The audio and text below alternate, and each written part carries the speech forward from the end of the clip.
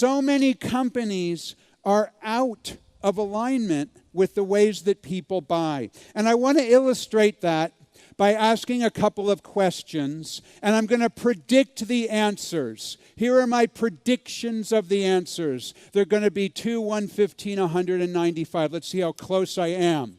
My first question is, in the last 1 or 2 months, either privately, based on buying something for yourself or your family, or professionally, buying something for your organization, for your company, have you bought a product or service as a result of receiving a direct mail advertisement from the post office? Raise your hand really high if you bought a product or service in the last 2 months because of a direct mail. Really high in the air. Look at that. Look around the room. It's exactly 2%. Would you not agree? I'm already accurate here.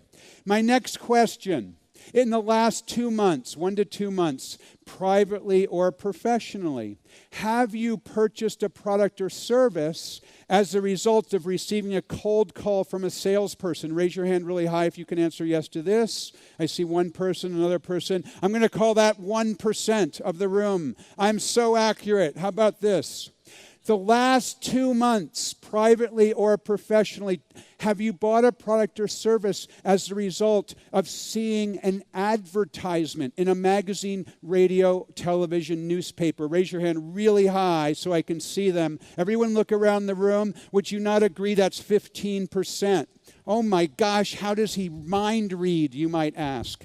My next question, my most favorite.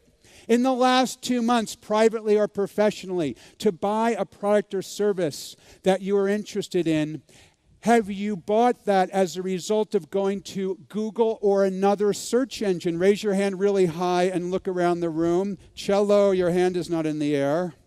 Okay, so we got 100%, I think. 100% of the people in the room.